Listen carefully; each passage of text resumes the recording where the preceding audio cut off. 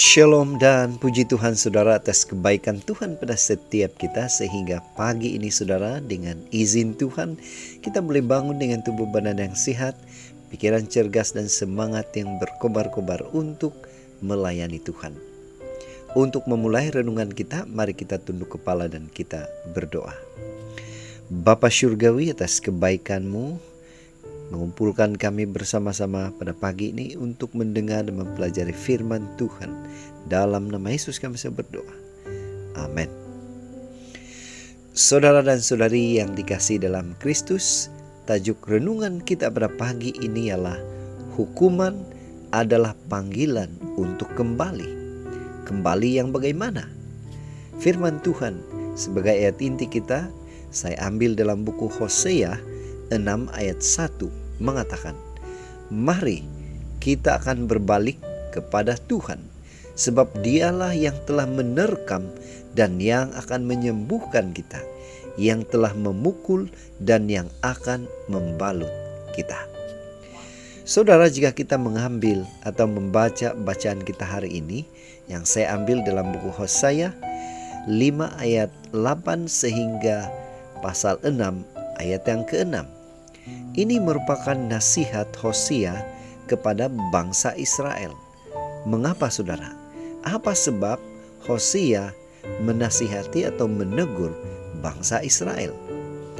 Ada sebuah ilustrasi. Pernahkah saudara dan saudari mendengar satu ungkapan seperti ini? Anda dapat memberi tanpa mengasihi, tetapi Anda tidak dapat mengasihi tanpa memberi. Saudara, kasih kerap kali dikaitkan dengan tindakan memberi. Pemahaman ini tidak salah, cuma tidak lengkap. Karena kasih boleh juga diwujudkan dalam bentuk hukuman. Tujuannya apa? Tujuannya supaya orang yang dikasihi menyadari akan kesalahannya. Apa kata firman Tuhan tentang perkara ini?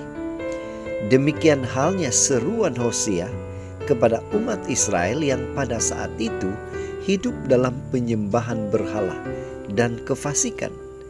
Digambarkan di sini, Efraim diserang penyakit, Yehuda diserang bisul. Apa yang mereka lakukan? Bukannya berlari kepada Tuhan untuk pertolongan, tetapi mereka malah ke bangsa Asyur meminta penyembuhan kepada Raja Agung, yaitu mencari ilah lain. Akibat ketidaksetiaannya, mereka menerima hukuman yang berat. Tuhan menerkam dan memukul mereka. Tuhan menghendaki umat pilihan hidup setia dan percaya kepada Tuhan dan kuasa-Nya, bukan kepada berhala atau ilah lain. Tuhan menghukum supaya hidup umat pilihan kembali seturut perintah-Nya. Dalam hukuman mengandungi kasih Tuhan kepada Israel.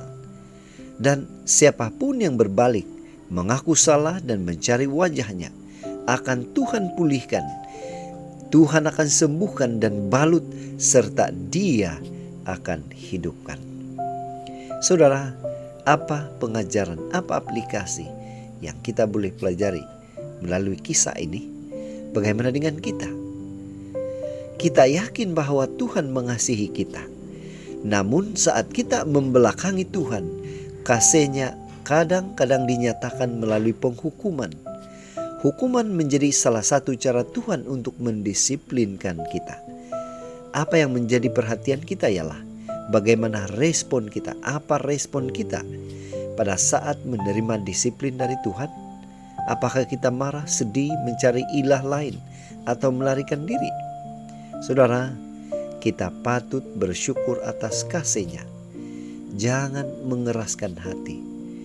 Kini saatnya kita harus berbalik. Kita harus mengaku bersalah dan kembali mencari wajah Tuhan.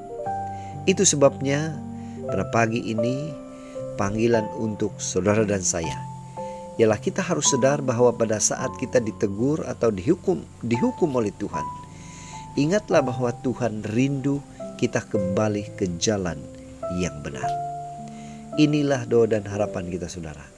Mari kita bersyukur, mari kita berterima kasih kepada Tuhan. Karena bila mana kita datang meminta pertolongan dari Tuhan, Tuhan akan memberikan kita kekuatan, kemampuan untuk boleh kembali kepada Dia. Mari saudara, tetap setia, tetap semangat, tetap positif, dan tetap sehat bersama dengan Tuhan. Tuhan memberkati. Mari kita berdoa. Bapa Surgawi, terima kasih karena kebaikan-Mu bersama dengan kami sehingga kami mengerti akan renungan pada pagi ini. Dalam nama Yesus kami berdoa. Amin.